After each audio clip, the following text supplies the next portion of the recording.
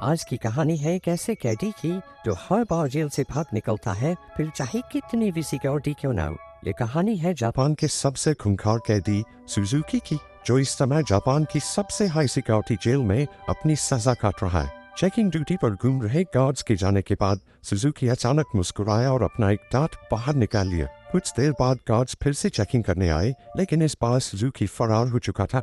उन्हें वहां किसी के मौजूद होने का शक हुआ, लेकिन सुजुकी भी कोई कच्चा खिलाड़ी नहीं था। वो बिना आवाज किए रोशनी से बचता हुआ इधर से उधर छुपता रहा। जब गार्ड्स ने आइसोलेशन सेल की दोबारा चेकिंग की तो वो समझ गए कि सुजुकी भाग चुका है। उन्होंने तुरंत बाकी के गार्ड्स को बुलाया और देखते ही देखते वहां भीड़ इकट्ठा हो गई। जब सुजुकी छत से भाग रहा था तो जोर जोर से जेल के सायरन बजने लगे। अचानक जोरदार बारिश शुरू हो गई और हमें पीछे की कहानी दिखाई जाती है।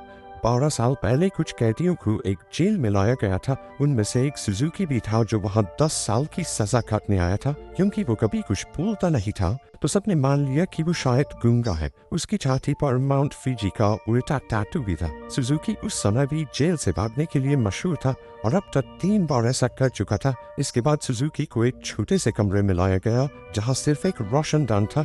उसने रोशनदान को ध्यान से देखा। उसके दिमाग में जरूर कुछ चल रहा था। बाहर गार्ड ने जेल के वार्डन मिस्टर कानीमुरा से कहा कि सुजुकी इस बार तो हरगिज नहीं भाग पाएगा, लेकिन जैसे ही उसने शीशे से देखा सुजुकी तो पहले ही गायब हो चुका था। वार्डन ने पूरे शहर को घेरने के ऑर्डर्स दिए ताकि सुजुकी किसी भी हालत में बच ना पाए, लेकिन गार्ड्स ने तो उसे 20 ही मिनट में पकड़ लिया। पता नहीं क्यों पर सुजुकी ट्रेन की पटरी पर सीधा भागता जा रहा था। इसके बाद उसे फिर से उसी कमरे में कैद कर दिया गया, लेकिन इस बार उसके हाथों में हथकड़ियां थी। जब एक गार्ड ने अंदर झांक कर देखा तो सुजुकी मुंह पर चादर ओढ़े सो रहा था। गुस्से में उसने सुजुकी को चादर हटाने को कहा क्योंकि वो कोई चांस नहीं लेना चाहते, लेकिन जब बार बार कहने पर भी उसने चादर नहीं हटाई तो गार्ड्स ने मिलकर उसकी बुरी तरह पिटाई की।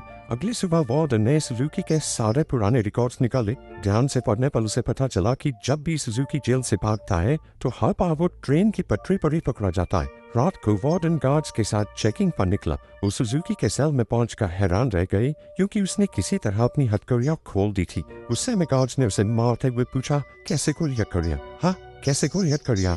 लेकिन हमेशा की तरह सुजुकी चुप रहा।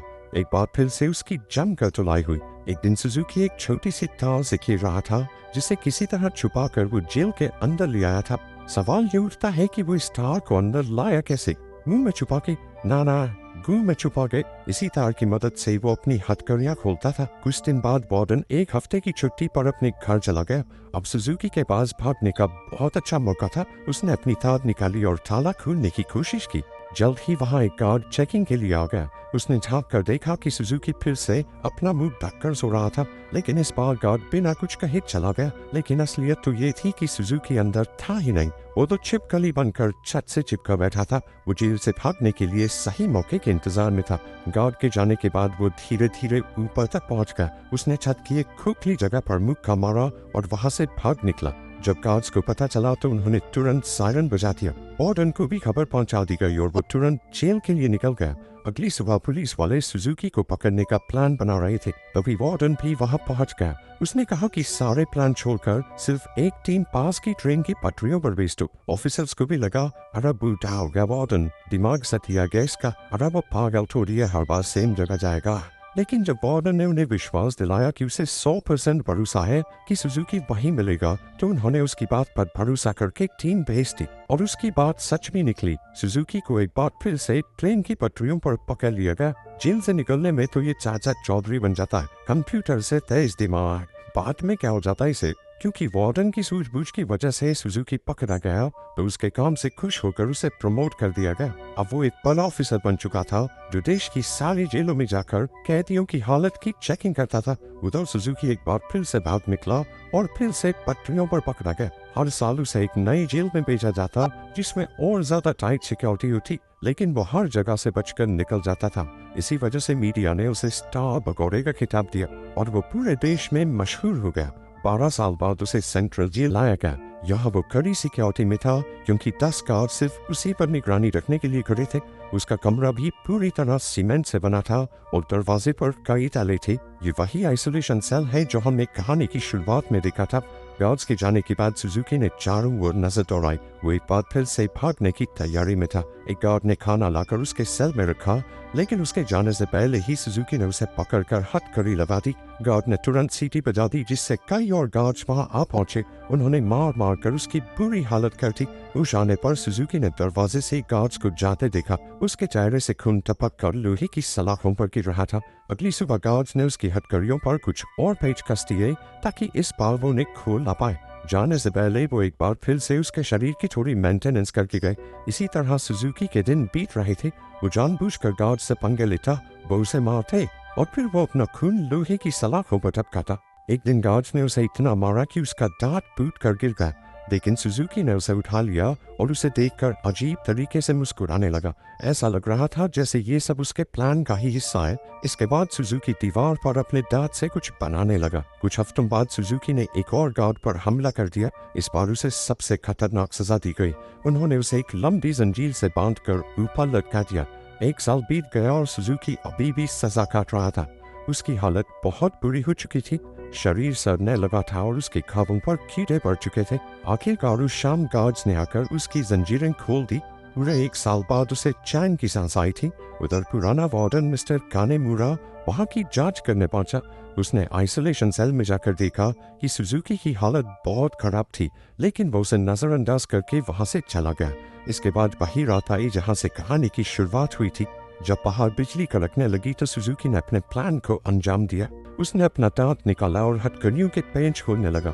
असल में सुजुकी दीवार पर दांत से कुछ बनाता नहीं था, बल्कि वो तो उसे घिस घिस कर तीखा कर रहा था ताकि उसके इस्तेमाल से पेंच खोल सके। हथकड़ियों से आजाद होकर उसने दरवाजे पर जाकर लोहे की सलाखों को धक्का देना शुरू किया। लगातार खून टपकने की वजह से सलाखों पर जंग लग चुका था। कुछ ही पलों में सलाखें टूट गई और सुजुकी जेल से फरार हो गया। इसके बाद सुजुकी के जन्म की कहानी बताई गई। उसके पैदा होते ही उसकी माँ की मौत हो गई थी और उसका बाप जेल में सड़ रहा था। इसी वजह से वो अपने रिश्तेदारों के घर पला। एक दिन सुजुकी जंगल में प्रैक्टिस कर रहा था जब उसे दूर से एक आदमी आता दिखाई दिया। ये कोई और नहीं उसका बाप था। उन्होंने कुछ समय बातें की और तभी उसने अपने पिता की छाती पर माउंट फिजी का एक टैटू देखा। बदकिस्मती से जल्द ही वहां कुछ पुलिस वाले आ गए जो सुजुकी के पिता को पकड़ना चाहते थे। वो उन्हें देखकर रेल की पटरी पर सीधा सीधा भागने लगा। इस दिन सुजुकी ने कसम खाई कि एक ना एक दिन अपने पिता से जरूर मिलेगा। वर्तमान समय में सुजुकी फरार होकर एक बार फिर से पटरियों पर दौड़ रहा था। मिस्टर कानेमुरा ने पीछे से उसे रुकने के लिए आवाज दी और हैरानी की बात यह थी कि वो रुक भी गया। कुछ ही देर में गार्ड्स की एक टीम आकर उसे पकड़ कर ले गई। देश की सबसे कड़ी सिक्योरिटी की जेल भी सुजुकी को नहीं रोक पाई, इसलिए मिस्टर कानेमुरा ने उसे धरती की सबसे खतरनाक जेल प्रिजन आइल में भेजने की ऑर्डर्स दे दी। प्रिजन आइल किसी मामूली जेल की तरह नहीं थी। वो समंदर के बीचों बीच बनी थी, जहां लगातार तेज बहाव रहता था और सबसे जरूरी बात, वहां ट्रेन की पटरी तो बिल्कुल नहीं थी और समंदर शार्क से भरा हुआ था। इसलिए वहां से भागकर बस निकलना एकदम नामुमकिन था। जेल के अंदर के हालात भी इतने ही खतरनाक थे। पूरी जेल में चारों ओर हजारों गार्ड्स थे और अगर कोई कैदी भागने की कोशिश करता तो उसे देखते ही गोली मार देने के ऑर्डर्स थे। जब सुजुकी वहां पहुंचा तो उसे तुरंत उसके सेल में बंद कर दिया गया। वो कोई कमरा नहीं बल्कि कुछ रॉड्स थी जिन्हें सुजुकी के शरीर के आसपास ऐसे जोड़ दिया गया था जिससे भागना तो दूर, वो हिल डुल भी ना सके। उधर कानेमुरा ने जेल की लाइब्रेरी में जाकर सुजुकी के बारे में जानकारी निकालनी शुरू कर दी। ढूंढने पर उसे कुछ पुरानी फाइल्स मिली जिन्हें वो पढ़ने लगा। उधर जेल में सुजुकी ध्यान लगाकर खड़ा था। हालांकि बाकी लोगों के लिए वहां से भागना नामुमकिन था, लेकिन सुजुकी के दिमाग में कुछ तो खिचड़ी पक रही थी। अचानक उसने अपने दोनों कंधों को डिसलोकेट कर लिया और उस छोटी सी जगह से सिकुड़कर धीरे धीरे बाहर निकलने लगा। एक कैदी ने उसे ऐसा करते देख लिया, लेकिन वो इतना नशे में बंद था कि कुछ बोल नहीं पाया। उधर कानेमुरा अभी भी अपनी रिसर्च कर रहा था कि जेल के सायरन बजने लगे। हालांकि परेशान होने की बजाय जेल का वार्डन खुश हो गया, क्योंकि वहां से बचकर निकलने का कोई रास्ता था ही नहीं। ऊपर से आज सारे गार्ड्स को एक कैदी को गोली मारने का मौका मिलेगा। मिस्टर कानेमुरा ने उसे समझाने की कोशिश की कि सुजुकी कोई आम कैदी नहीं है, लेकिन वार्डन ने उसकी बात को नजरअंदाज कर दिया। अगली सुबह कई गार्ड्स को बंदूकें देकर पूरे आइलैंड में फैला दिया गया। वार्डन अपने आदमियों को कुछ समझा रहा था कि वहाँ मिस्टर कानीमुरा आ गया।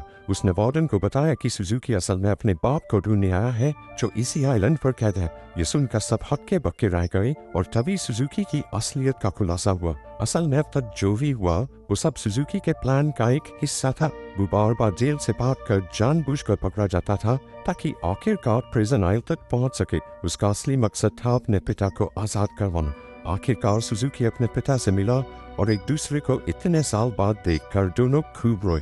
बदकिस्मती से मिस्टर कानीमुरा वार्डन और बाकी के गार्ड के साथ वहीं आ रहा था, लेकिन उनके पहुंचने से पहले ही सुजुकी उस बुरे आदमी के साथ गायब हो गया। सुजुकी अपने पिता को आइलैंड के छोर तक ले आया। उसने पहले से ही वहाँ एक पैराग्लाइडर तैयार कर रखा था।